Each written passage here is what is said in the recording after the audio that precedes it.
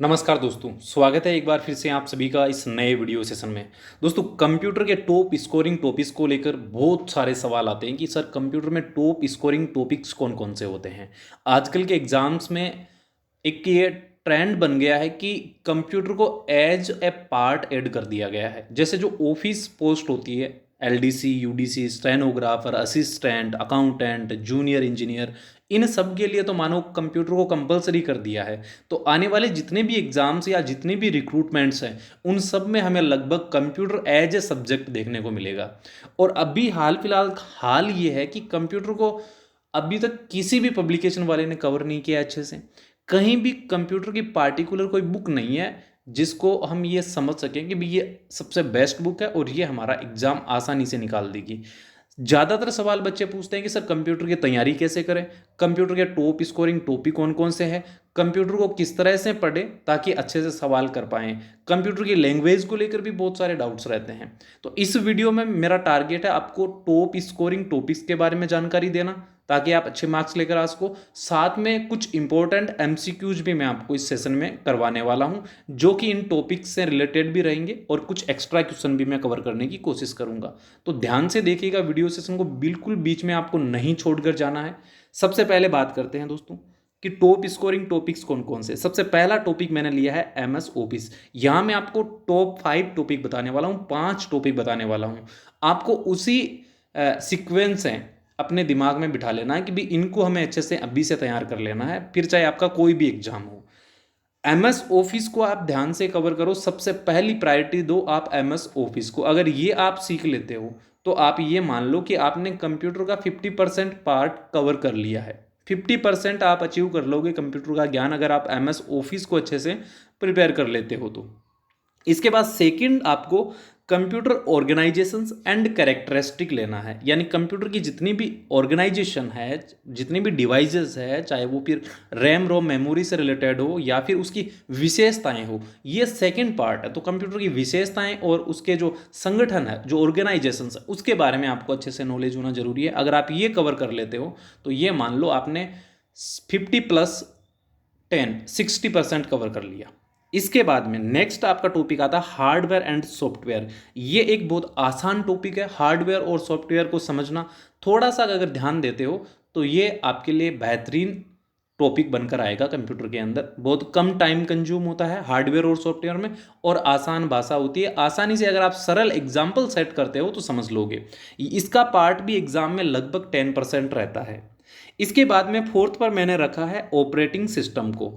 Operating system का चक्कर यह है कि इसका सभी एग्जाम्स में होना कंपलसरी नहीं है। कुछ एग्जाम्स में ऑपरेटिंग सिस्टम को दिया जाता है, कुछ एग्जाम्स में ऑपरेटिंग सिस्टम को नहीं दिया जाता है, लेकिन यह भी काफ़ी इंपॉर्टेंट रोल अदा करता है कंप्यूटर के सिलेबस के अंदर। इसके बाद मैंने फिफ्थ पे रखा है एब्रीविएशंस, फुल फॉर्म्स एंड की फंक्शन। ये जो मैं फिफ्थ टॉपिक आपको बता रहा हूँ, ये ऑलमोस्ट आपका 25% सिलेबस कवर करने वाला है। शॉर्टकट कीज, की फंक्शन, साथ में फुल फॉर्म्स और एब्रीविएशंस हर एग्जाम में सवाल पूछा जाता है।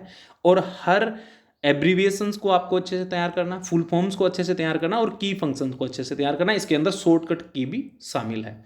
अगर ये 5 टॉपिक आप अच्छे से तैयार कर लेते हैं तो चाहे फिर आप कोई भी एग्जाम देने बैठ जाना, कंप्यूटर में आपके मार्क्स बेहतरीन बन जाएंगे। समझ गए होंगे मेरी बात को। ये टॉप 5 टॉपिक है जो कंप्यूटर में टॉप स्कोरिंग है। इसके बाद में आगे बढ़ते हैं। जो बंदे नए हैं चैनल पर, उनको चैनल को सब्सक्राइब कर लेना है, क्योंकि इसी तरह की इंपॉर्टेंट अपडेट्स मैं आपको देता हूं।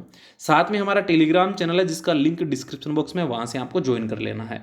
अब वो एमसीक्यूज देखते हैं टॉप 100 जो आजकल के एग्जाम्स में ज़्यादा पूछे जाते हैं। यानी पहले एकदम ईजी सवाल पूछे जाते थे, आजकल जैसे जैसे कॉम्पिटिशन बढ़ रहा है कंप्यूटर को काफ़ी इंपॉर्टेंस दी जा रही है। जितनी भी एजेंसियां एग्जाम कंडक्ट करवाती है वो सब कंप्यूटर को इंपॉर्टेंट मानती है, और कंप्यूटर के बेहतरीन सवाल आपको एग्जाम में देखने को मिलते हैं। यानी मॉडरेट लेवल के अधिकतर सवाल आपसे पूछे जाते हैं।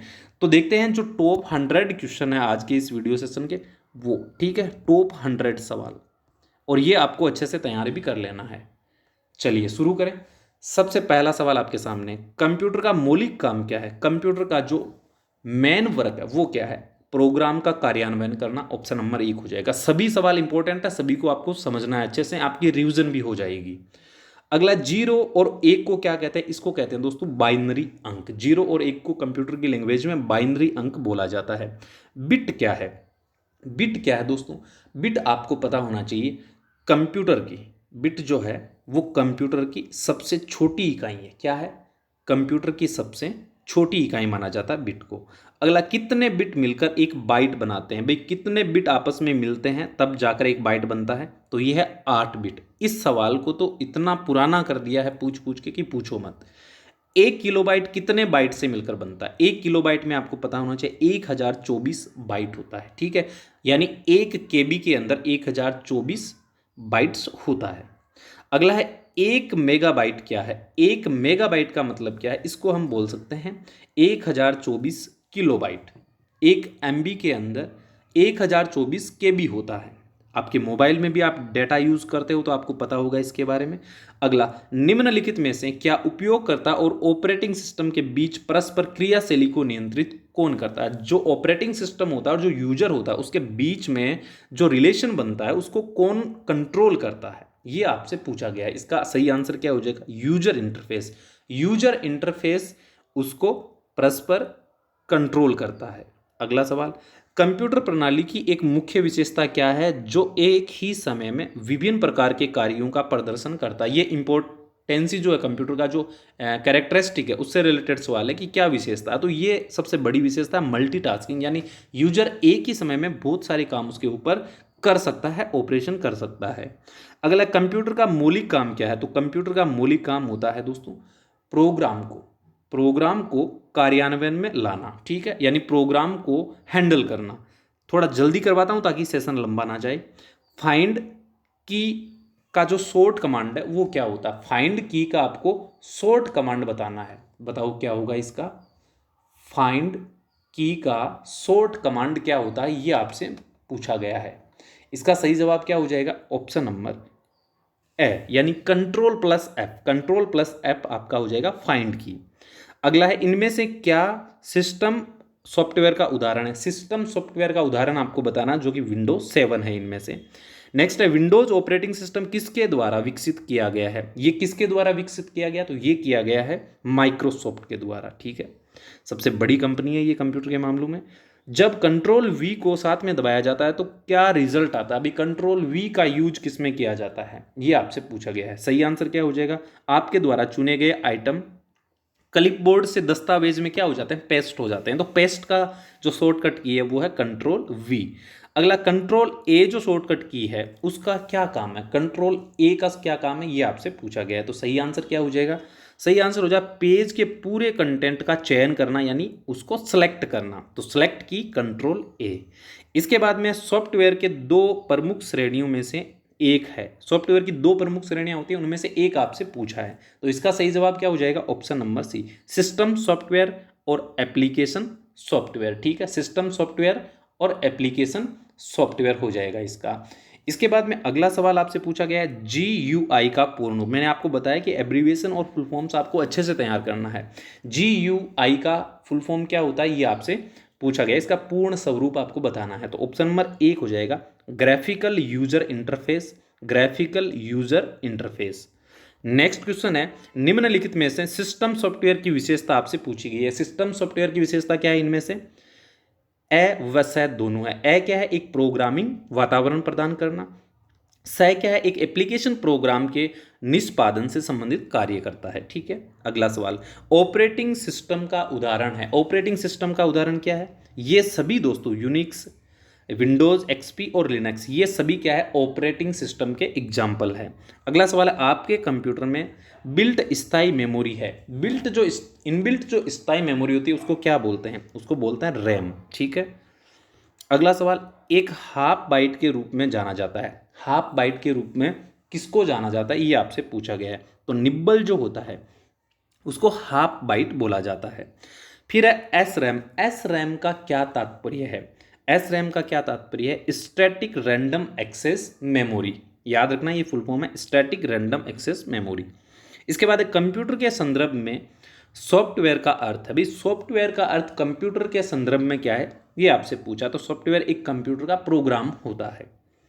अगला सवाल देखिए, ईपीरोम आमतौर पर किस का उपयोग करके मिटाया जाता है? भी ईपीरोम जो है वो कैसे मिटाया जाता है, ये आपसे पूछा गया है। सही आंसर क्या हो जाएगा? सही आंसर हो जाएगा दोस्तों ऑप्शन नंबर पेराबैंगनी किरणों से। ऑप्शन नंबर ए हो जाएगा, पेराबैंगनी किरणों से इसको मिटाया जाता है।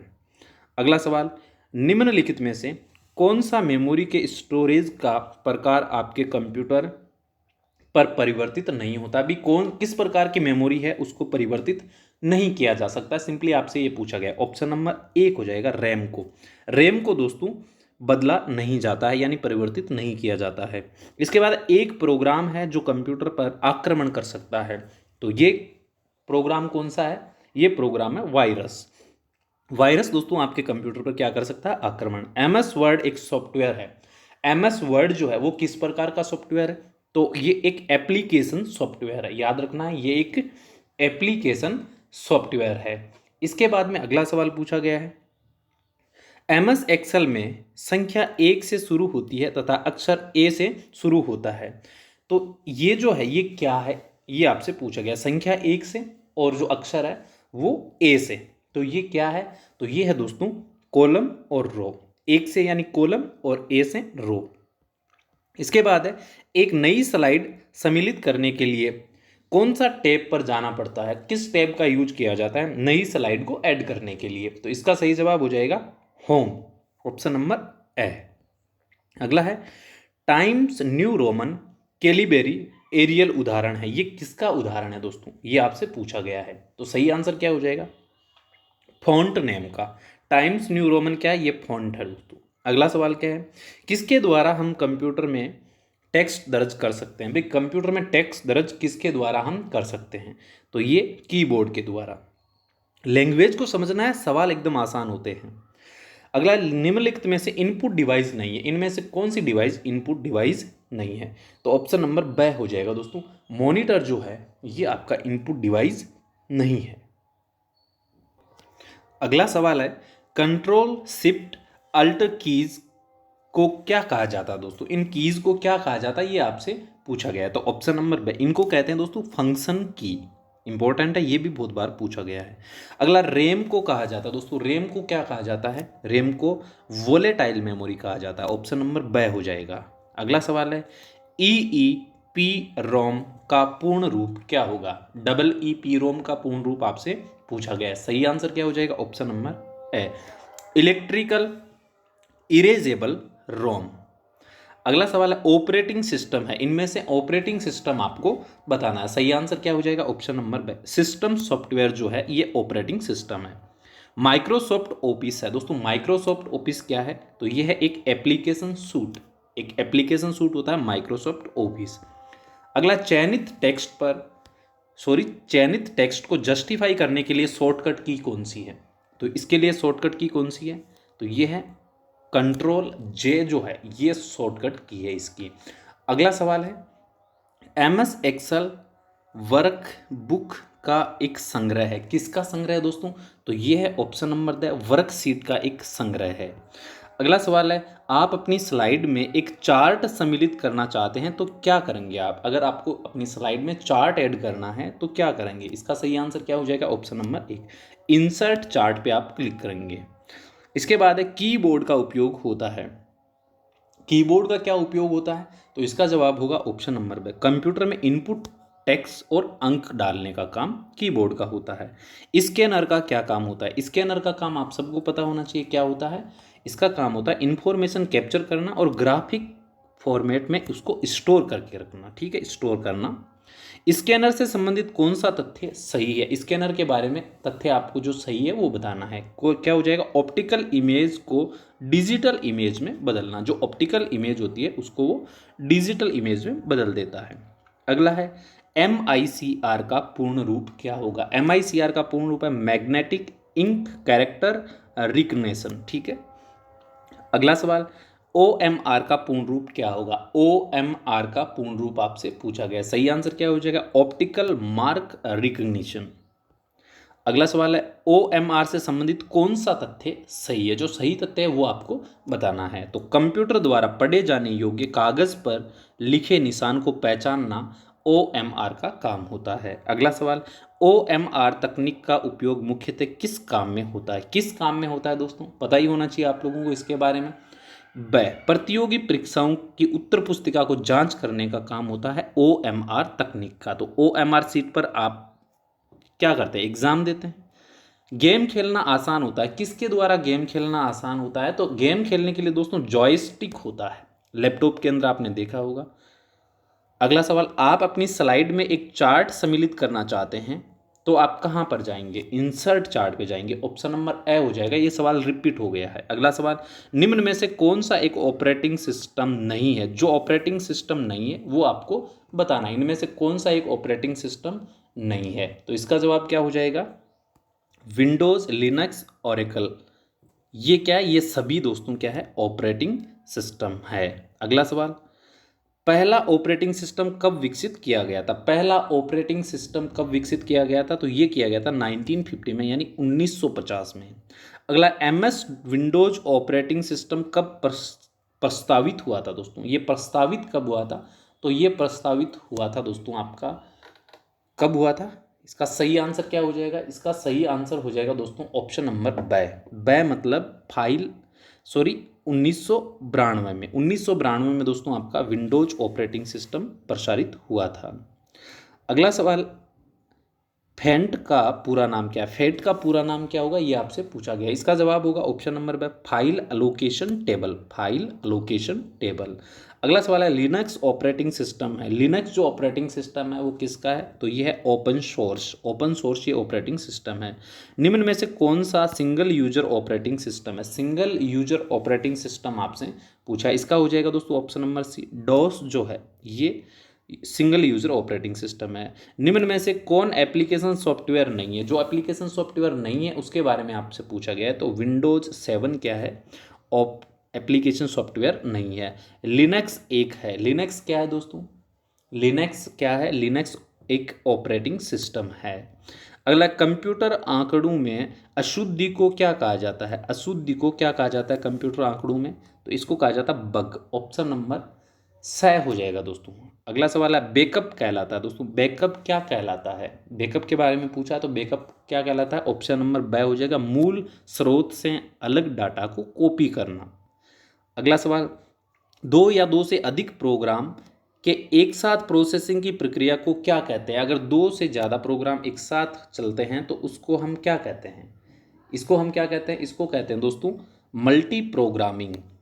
अगला सवाल, MS वर्ड उदाहरण है। MS वर्ड जो है ये किसका उदाहरण है? ये आपसे पूछा गया है। तो ऑप्शन नंबर स हो जाएगा, एप्लीकेशन सॉफ्टवेयर का। अगला, भारत की सबसे बड़ी सॉफ्टवेयर कंपनी कौन सी है? भारत की सबसे बड़ी सॉफ्टवेयर कंपनी है TCS। TCS इंपॉर्टेंट है, याद रखना। ऑपरेटिंग सिस्टम प्रोग्राम या प्रोग्राम का समूह जो है वो आपको बताना है। तो इसका सही जवाब क्या हो जाएगा? ऑप्शन नंबर स, manages the resources of the computer, जिसको शॉर्ट में क्या कहते हैं? MRC।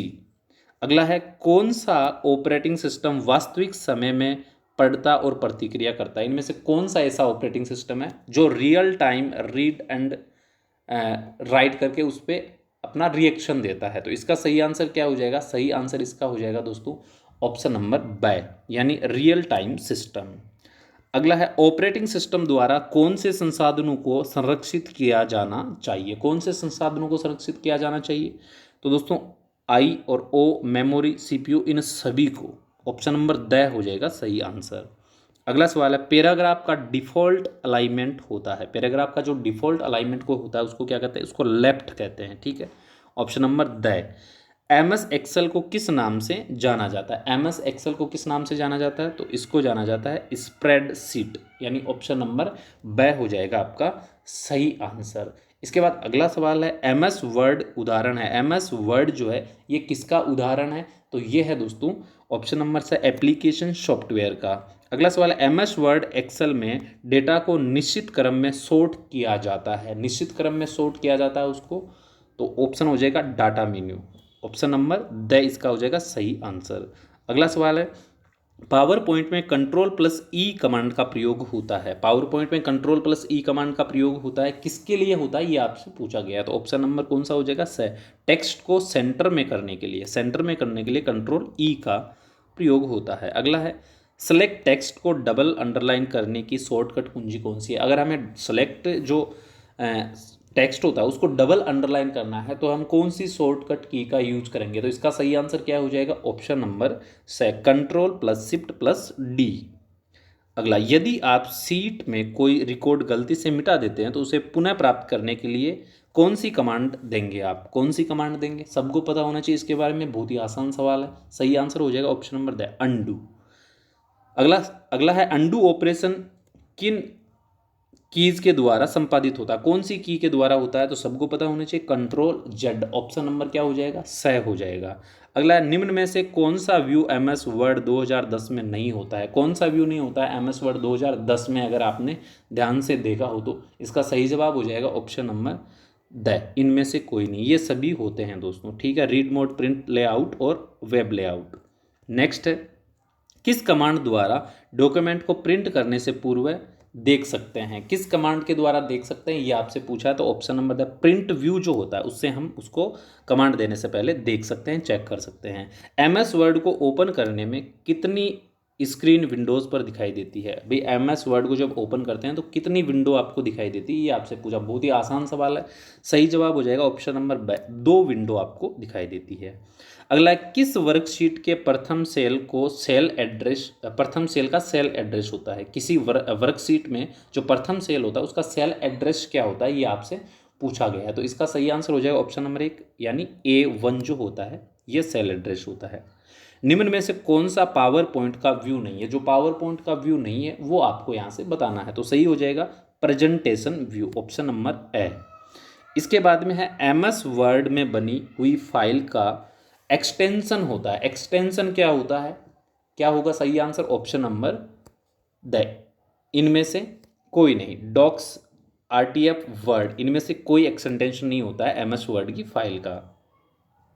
अगला है एमएस वर्ड की विशेषताएं हैं। एमएस वर्ड की क्या विशेषताएं वो आपसे पूछा, तो ऑप्शन नंबर क्या हो जाएगा? दोनों विशेषताएं हैं, स्पेलिंग चेकिंग और ग्राफिक्स, ये दोनों इसकी विशेषताएं हैं। अगला, पावर पॉइंट में स्लाइड शॉर्टर मेन्यू होता है। स्लाइड शॉर्टर मेन्यू कौन सा होता है? तो ये होता है दोस्तों व्यू। व्यू जो होता है ये स्लाइड शॉर्टर व्यू होता है, ठीक है। अगला सवाल है एक्सेल में कंट्रोल प्लस डी शॉर्टकट कुंजी करेगी, क्या करती है? कंट्रोल प्लस डी जो शॉर्टकट कुंजी है उससे क्या होता है? तो उससे होता है दोस्तों feel down in the above, feel down in the above होता है। अगला है पैराग्राफ का डिफॉल्ट अलाइनमेंट होता है। पैराग्राफ का डिफॉल्ट अलाइनमेंट क्या होता है? तो ये होता है दोस्तों ऑप्शन नंबर लेफ्ट, ये रिपीट हो गया, बताया हुआ है। अगला सवाल, टेक्स्ट के सामने गोल, स्टार आदि चिन्ह बने होते हैं तो उनको हम क्या कहते हैं? जो टेक्स्ट के सामने गोल या स्टार वगैरह के चिन्ह होते हैं उनको हम क्या कहते हैं? आपने देखा होगा ऊपर ऑप्शन आता है उसका, तो ऑप्शन नंबर बुलेट कहते हैं। क्या कहते हैं? बुलेट। एमएस वर्ड में बनाई गई फाइल को किस नाम से जाना जाता है? अभी एमएस वर्ड में जो फाइल बनाई जाती है उसको किस नाम से जाना जाता है? तो उसको दोस्तों जाना जाता है डॉक्यूमेंट के नाम से। अगला, एक्सेल में वर्कशीट के समूह को क्या कहा जाता है? जो वर्कशीट का समूह होता है उसको क्या कहा जाता है? तो उसको कहा जाता है वर्कबुक। ऑप्शन नंबर ब हो जाएगा सही आंसर। अगला, प्रिंट कमांड के पेज रेंज में कौन सा ऑप्शन होता है? पेज रेंज के अंदर कौन सा ऑप्शन होता है? तो ऑप्शन नंबर होता है द, यानी ये सभी होते हैं, ऑल, करंट पेज और पेज, ये सभी इसके अंदर शामिल होते हैं। अगला सवाल आपसे पूछा गया एमएस एक्सेल को किस नाम से जाना जाता है? किस नाम से जाना जाता है? ऑप्शन नंबर ब, स्प्रेड शीट प्रोग्राम के नाम से। ये सवाल बार बार अलग अलग तरीके से पूछा गया है। निम्न में से कौन सा फॉन्ट का स्टाइल नहीं है? फॉन्ट का स्टाइल कौन सा नहीं है इनमें से आपको बताना। आप फॉन्ट स्टाइल के बारे में तो मैक्सिमम लोग जानते ही होंगे। इसका सही आंसर हो जाएगा सुपर स्क्रिप्ट जो है ये फॉन्ट स्टाइल नहीं है। बोल्ड, इटैलिक एंड रेगुलर ये आपको पता है फॉन्ट का स्टाइल होता है। एमएस एक्सेल में फॉर्मूला हमेशा प्रारंभ होता है, किससे फॉर्मूला हमेशा प्रारंभ होता है एमएस एक्सेल में? ये आपसे पूछा गया, तो सही आंसर हो जाएगा ऑप्शन नंबर ब, इज इक्वल टू से। इसके बाद अगला सवाल है लाइन के प्रारंभ में जाने के लिए किस कुंजी का उपयोग किया जाता है? अगर आपको लाइन के प्रारंभ में जाना है तो आप किस कुंजी का यूज करोगे? बाय होम कुंजी का आपको यूज करना है। अगला है एक्सेल में सेल का प्रारूप बदलने का कार्य होता है। एक्सेल में सेल का प्रारूप कौन बदलता है? तो ये बदलता है दोस्तों आपका डाटा मेन्यू। ऑप्शन नंबर हो जाएगा स। अगला सवाल है एक बार टैब दबाने पर कर्सर आगे जाता है। एक बार जब आप टैब दबाते हैं तो कर्सर जो है वो कितना आगे जाता है, ये आपसे पूछा गया है। सही आंसर क्या हो जाएगा? Option number the 0.5 days. ठीक है। अगला सवाल है पावर पॉइंट में कंट्रोल ई कमांड का यूज होता है। भाई कंट्रोल की कमांड का यूज उल्टा सीधा कैसे भी आपसे पूछा जा सकता है, तो इसका यूज होता है टेक्स्ट को सेंटर में करने के लिए। अगला सवाल है सिलेक्टेड लाइन को बोल्ड करने की शॉर्टकट कुंजी कौन सी है? अगर बोल्ड करना है आपको टेक्स्ट को सिलेक्ट करके तो कौन सी कुंजी का आप इस्तेमाल करोगे? तो इसका सही आंसर हो जाए Ctrl+B कुंजी का इस्तेमाल करोगे। किसी कॉलम व पंक्ति के प्रतिच्छेदन को कहते हैं दोस्तों। प्रतिच्छेदन को क्या कहते हैं? तो इसको दोस्तों कहते हैं सेल।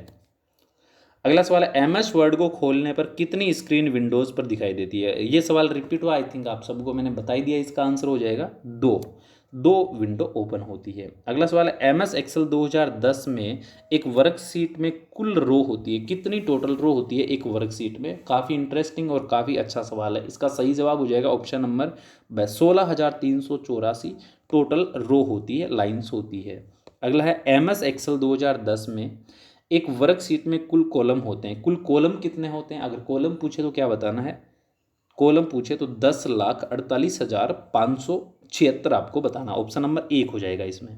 अगला है एमएस एक्सेल में एक सेल के अंदर कुल कितनी कैरेक्टर लिख सकते हैं? कितनी कैरेक्टर हम टोटल लिख सकते हैं? तो इसका सही आंसर क्या हो जाएगा? ऑप्शन नंबर 6, 32,767 कैरेक्टर हम लिख सकते हैं। इसके बाद कट व कॉपी करने के बाद सिलेक्टेड टेक्स्ट कहाँ जाता है? कट कॉपी करने के बाद वो कहाँ चला जाता है? तो ये चला जाता है दोस्तों क्लिप बोर्ड पर। ठीक है, क्लिप बोर्ड पर ये चला जाता है। तो ये टॉप मोस्ट 100 सवाल थे। आई होप आप लोगों की रिवीजन हुई है और डेफिनेटली इस रिवीजन से आपको हेल्प मिलेगी। चैनल को ज़्यादा से ज़्यादा लोग सब्सक्राइब करें। ये नया चैनल है तो आपके सपोर्ट की सख्त आवश्यकता है, तो ज़रूर सब्सक्राइब कर लें, आपके पैसे नहीं लगेंगे इसमें। और टेलीग्राम चैनल का लिंक डिस्क्रिप्शन बॉक्स में, वहाँ से आप जरूर ज्वाइन कर लें। और वीडियो सेशन को हो सके तो शेयर कर देना। Thanks for watching. मिलेंगे अगले वीडियो सेशन में।